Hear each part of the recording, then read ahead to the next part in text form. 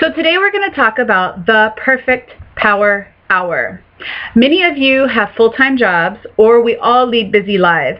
So in order to get some work done with our business and to make this a successful business, we need to focus for 1 hour every day on our business.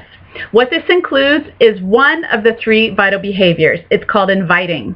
So you are being a product of the product, and your personal development do not happen in your power hour. Now, the first thing that we're going to do is talk about the segments that are within the power hour. The first 15 minutes of the power hour, you are going to keep your promise. So what that means is you have brought in some challengers to do the workouts with you, and you are there to hold them accountable. In order to build your business and to be a good coach, you've got to follow through on your promises. So what that means is go in, and for the first 15 minutes, you are going to check in with your challengers. You're going to comment on any of the questions they've posted up. You're going to like any of the posts that they've posted up, and you are going to tag them. If you find that engagement is low, tag them on a post somewhere to encourage participation. But that is your first priority, is to check in with your challengers. They're the ones that are paying you, and so you need to honor them and fulfill the promise that you have kept to them to hold them accountable for those 30 days or more. All right, that's your first 15 minutes. For the next 15 minutes, what we're going to do is we're going to go into our back office. So you're going to need to log into your Coach Online office, and you're going to spend 15 minutes in here as well. The first thing that you're going to do is go to your breaking news. So breaking news is where Beachbody will post up any new exciting announcements, anything that's happening with the company that you need to know. Check in there first.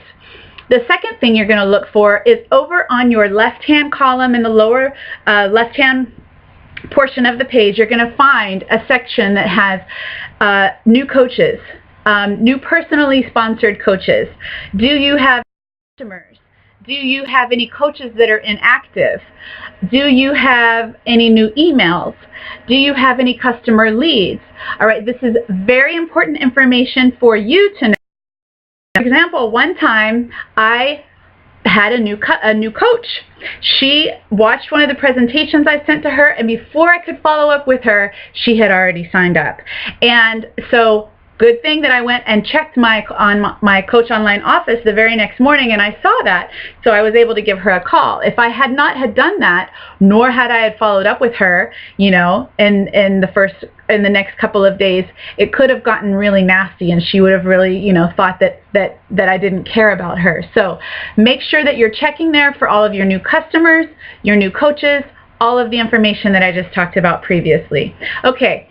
Let's talk about what you do when you get a customer lead. When you get a new lead, what you're going to do is you're going to search for them on Facebook. You're going to friend request them. You can also send them a text message. You'll find their phone number in the previous office view.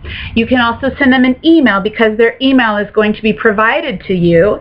When you send them an email, it's just a short intro email, something along the effect like, "Hey, I am Jenny. I am your Beachbody coach. I started off as a customer just like you.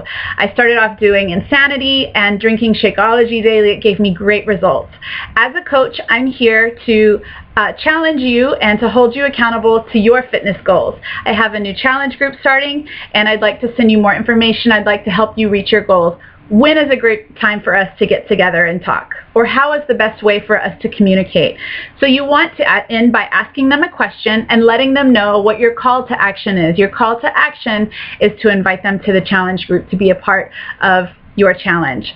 All right, so that's what you can do with new customer leads.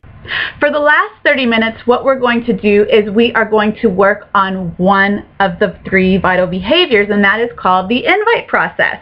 We're going to work on our follow-ups and our invites. What you're going to want to do is make sure that you are sitting at your computer when you work on this process. You're going to accept your friend requests from Facebook. All right, now those friend requests, it's easy to accept those throughout the day, right? You're on your phone, you see them come in, you're like, yeah, we're friends. Make sure that you're sitting down, because you're going to want to transfer those friend requests onto your contact list. You're also going to want to send them a message, all right? So send them a message, ask ask them what their story is. Say, hey, it was great to meet you the other day. I'm so glad we connected here on Facebook, and I'd like to know a little bit more about you. What's your story? They're going to answer you, and when they do, most likely they're going to ask more information about you. You can send them information about yourself. Tell them your story. If you've had a weight loss journey, let them know. And if it's more of a financial story, you can also let them know that as well. I like to end with something along the lines of, Shakeology has been a game changer in my life. Have you heard of it? And they'll reply back to you with a yes or no, but that also opens the door for you to be able to talk to them a little bit more about what it is that you do and what Shakeology is. You can also, this is a natural progression and lead into an invite.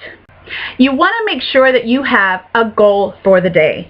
So for new coaches, you're probably going to want to at least have 2 invites per day and at least 4 follow-ups per day as well.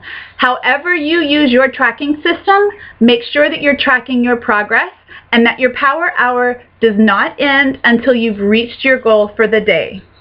For me, I like to have at least 7 new contacts added into my list every day. I like to invite at least 5 people, and I like to follow up with at least 10 people. Many times the follow-ups are going to go back and forth because they're going to have many questions, and you're going to be building a relationship with them. But whatever your goals are, stick to them and make sure that that happens throughout your power hour. All right, if you have any time left from this point on, be social on social media. Go and get yourself out there, comment and like on other people's posts, follow your customers, follow your coaches, be engaging and interactive with all of them. And notice and check who's commenting on your things, because those are also people that you can further reach out to and start asking questions to, asking how they've been, sending personal messages, etc., and eventually invite. All right, so this is your power hour. I hope you enjoyed listening to this and learning a lot from it. Good luck to all of you, and get out there. Have a great power hour. Focus. Make sure your phones are turned off, that you've shut the doors, and that you've sat down at your computer and you're there for that hour, giving your attention to what needs to be done. And I promise you, when you are consistent with this daily behavior, you are going to be very successful in a short amount of time. So good luck. Have a lot of fun, and let's get to it, coaches.